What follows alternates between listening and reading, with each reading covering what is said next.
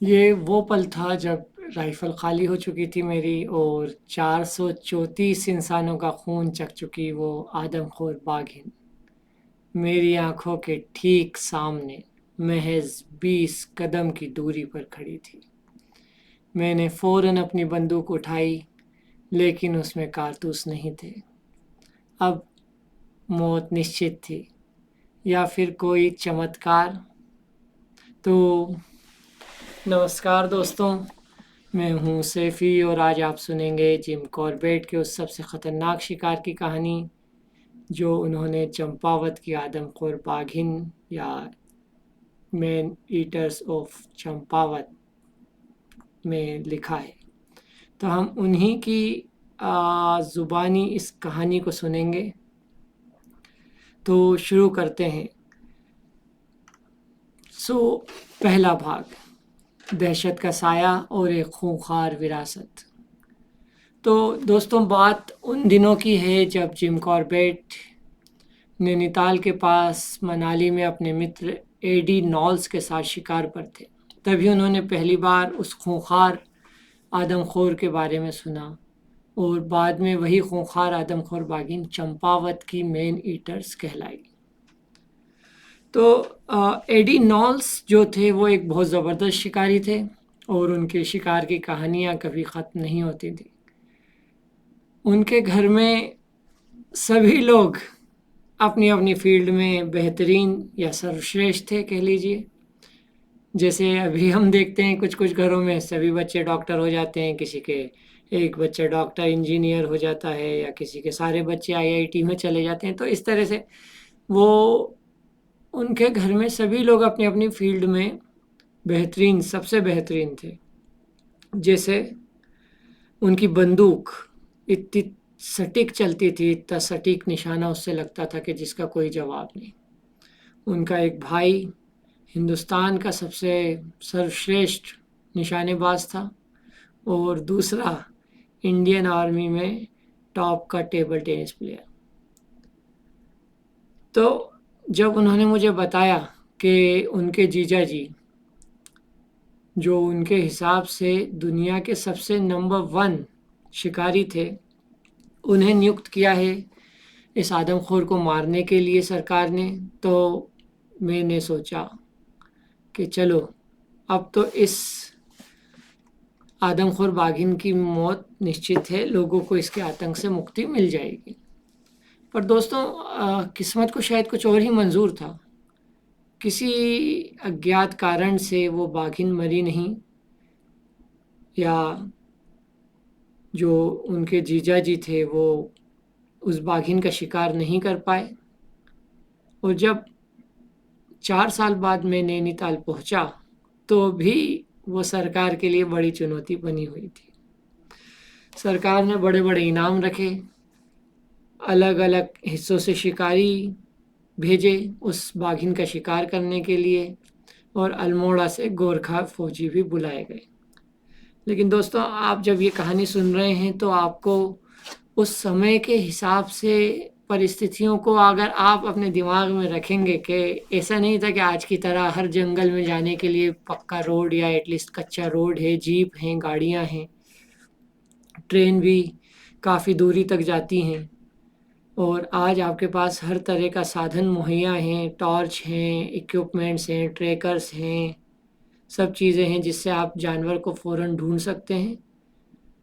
और आपकी सेफ्टी के लिए भी आपके पास तरह की चीज़ें इस दुनिया में आज के ज़माने में मौजूद हैं।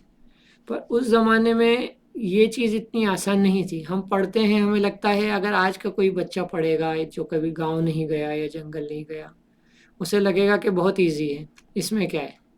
पर जब आप देखेंगे उस ज़माने के हिसाब से सोच के, कि जब उस ज़माने में लाइट भी नहीं थी, टॉर्च भी नहीं थी, और अगर किसी एक आध के पास टॉर्च होती थी तो उसको मेंटेन करना ही बड़ा मुश्किल था। जिम कॉर्बेट ने अपनी कहानियों में वो भी लिखा है और हम आगे उन किस्सों से भी गुजरेंगे। तो इसे हम आगे बढ़ते हैं। तो दोस्तों, जब ये नैनीताल, जिम कॉर्बेट कहते हैं कि जब मैं नैनीताल पहुंचा 4 साल बाद, तो भी वो बाघिन लोगों का शिकार कर रही थी। ये नेपाल से सीधे कुमाऊँ आई थी, पूरी तरह आदमखोर बनने के बाद ही। नेपाल में इसने पहले ही करीब 200 लोगों को मार डाला था, और जब वहाँ की सरकार ने सेना लगाई इस आदमखोर बाघिन का शिकार करने के लिए, तो सैनिक इसका शिकार नहीं कर पाए।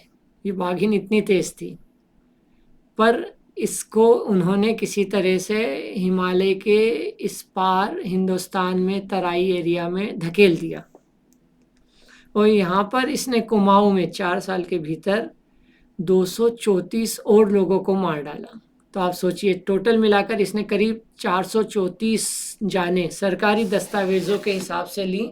इसमें वो लोगों की मृत्यु शामिल नहीं है जो कि बाद में किसी दुर्घटना से मारे गए, या आज उनको शेरनी ने उन पे हमला किया और उस व्यक्ति थोड़े दिन सरवाइव कर गया, और थोड़े दिन बाद उसके इन्फेक्शन से या फिर और किसी रीज़न से मृत्यु हुई, उनको इसमें शामिल नहीं किया गया है। तो आप सोच लीजिए कि कितनी ख़तरनाक बाघिन वो रही होगी।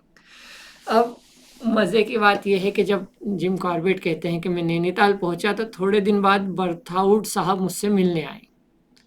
उस ज़माने में वो नैनीताल के डिप्टी कमिश्नर थे, और बहुत ही नेक, और लोग उन्हें बड़ा चाहते थे। वो बड़े अच्छे व्यक्ति थे, उन्हें अपने लोगों की फ़िक्र रहती थी। उस ज़माने में उन्हें गांव वालों ने जब बताया कि ज़िले के लोगों को परेशानी है और आदमखोर की दहशत फैली हुई है, तो मैंने यानी जिम कॉर्बेट ने उनसे वादा किया कि अगली खबर मिलते ही मैं सीधा चंपावत निकल पड़ूंगा। तो निकल पड़ूंगा क्योंकि पहले से आप सोचिए, बहुत बड़े इलाके में एक शेर का इलाका बहुत बड़ा होता है। इतना आसान नहीं है कि आप गए और आपने शेर ढूंढ लिया, वो भी बिना किसी साधन के, बिना किसी टीम के, और मार डाला, और वो भी बाय फुट। तो दोस्तों, जिम कॉर्बेट कहते हैं कि उन्होंने एक शर्त रखी, बल्कि 2 शर्त रखी। पहली कि सरकार ने जो इनाम उस बाघिन को मारने पे रखा है उसे हटा लें, और दूसरा कि जो उन्होंने जगह जगह से शिकारी भेजे हैं या अल्मोड़ा के जो सिपाही लगे हैं उस बाघिन का शिकार करने के लिए, उनको भी हटा लिया जाए। तो अब आप कहेंगे कि ये क्या बात हुई भाई कि दूसरे शिकारियों को हटा दो, हम शिकार करेंगे। तो इसका कारण जिम कॉर्बेट ने कई बार अपनी बुक्स में बताया है कि भाई जब मल्टीपल शिकारी होते हैं या बहुत से शिकारी होते हैं, तो क्या होता है कि आप कहीं जा रहे हैं रात के अंधेरे में, आपके कदमों की आवाज़ हुई, या आपने कुछ आवाज़ की, या आपने कई बार बाघ का कॉल ही दिया शिकार करने के लिए, या उसको बुलाने के लिए आपने कॉल किया, और दूसरा व्यक्ति जो दूर बैठा है उसे दिखी कोई आहट या उसको आवाज़ आई शेर की। कि कई बार शिकारी ये भी करते हैं कि कॉल देते हैं, आज भी करते हैं शिकारी। अगर आज के शिकारियों से मिलोगे तो वो भी करते हैं ये चीज़। हंटर्स लोगों का ये रहता है कि अगर शेर बहुत दूर है और पर उन्हें लगा कि वहाँ से आवाज़ आ रही है, तो दे कॉल के भाई शिकारी यहाँ आ जाएगा, शेर यहाँ आ जाएगा अपने मेटिंग के लिए, या अपना शिकार दूसरे शेर की आवाज़ सुन के। तो जिम कॉर्बेट भी करते हैं। अब ऐसे टाइम पे अगर आपने बहुत सारे शिकारी या सिपाही वहाँ जंगल में हैं आसपास उस एरिया में, और आपने शेर की आवाज़ निकाली, और मालूम पड़ा कि दूसरा शिकारी सोचा, या जान के या अनजाने में किसी भी तरह से उसने सोचा कि भाई ये तो शेर है, और उसने वहाँ से फायर कर दिया, तो आपकी जान जोखिम में हो सकती है। तो इस तरह से उन्होंने कहा कि इनको हटा लीजिए। और हाँ, इनाम से रिलेटेड बात उन्होंने कही, तो भाई वो नहीं चाहते थे कभी भी कि वो इनाम के लिए शिकार कराने वाले कहलाएं, क्योंकि जितना आप जिम कॉर्बेट के बारे में जब पढ़ोगे तो आपको लगेगा कि वो अलग तरह के व्यक्ति थे, बिल्कुल अलग, जो जाते जाते अपनी ज़मीनें भी, अपनी स्टेट भी, जब यहाँ से गए इंडिया से, तो जो लोग उस पर खेती करते थे उन्हें ही दे गए। तो उनकी दोनों शर्तें मान ली गई, और जिम कॉर्बेट कहते हैं कि लगभग 1 हफ्ता बीता होगा कि सुबह सुबह बर्थाउट साहब मेरे पास आए और बताया कि रात भर भागकर आए खबरचियों ने या संदेश वाहकों ने खबर दी है कि पाली गांव में, जो डाबी धुरा और धुना घाट के बीच पड़ता है, एक आदमखोर ने एक औरत को मार डाला है। मैंने तुरंत तैयारी की अपना कैंप का सामान उठाने के लिए। 6 आदमी पहले से मैंने रख रखे थे तैयार, और नाश्ते के बाद हम निकले। तो पहले दिन 17 मील चलकर हम पहुँचे धारी। धारी एक गांव है, उसके अगली सुबह हमने मोर नोला में नाश्ता किया और उस रात को हमने डाबीधुरा में बिताई और फिर अगली शाम हम पाली गांव पहुँचे। तो जब हम पाली गांव पहुँचे तो उस औरत को मरे हुए तब तक 5 दिन हो चुके थे। अब आप सोचिए 5 दिन हो गए, ये वो ज़माना है। आप सोचिए कि व्यक्ति ने स्टार्ट कर दिया खबर मिलते ही, जैसे ही उसे खबर मिली, पर उसे पहुँचते पहुँचते 5 दिन हो गए वहाँ पर जहाँ पे ये एक्सीडेंट हुआ है। तो अब आप समझ सकते हैं कि इतना आसान नहीं था। और आप पहाड़ों पे गए हैं अगर कभी भी, तो आप देख सकते हैं कि अगर आपको बाय फुट जाना हो तो पहाड़ पे आपको कोई बताएगा कि वो सामने है और आपको लगेगा कि ये बिल्कुल ही सामने है भाई, यहाँ से तो मैं अभी पहुँच जाऊँगा अगर आप मैदानी एरिया के हो तो। पर वहाँ से वहाँ पहुँचने में घंटों लग जाते हैं। मैंने अनुभव किया है इस चीज़ को कि ऐसा लगता है कि अरे ये तो आ गया, सामने ही है। और जब आप चलना चालू करते हो तो सुबह से दोपहर हो जाती है, आप पहुँचते नहीं हो वहाँ पे जहाँ के लिए आप निकले हो। इस भाग में इतना ही। आगे की कहानी जिसमें हम जानेंगे जिम कॉर्बेट ने कैसे पाली गांव के लोगों का विश्वास जीता और कैसे उस आदमखोर के इलाके में रात बिताई। तो जानने के लिए देखिए भाग 2। और कहानियों के इसी तरह नियमित अपडेट पाने के लिए लाइक एवं सब्सक्राइब अवश्य करें। धन्यवाद।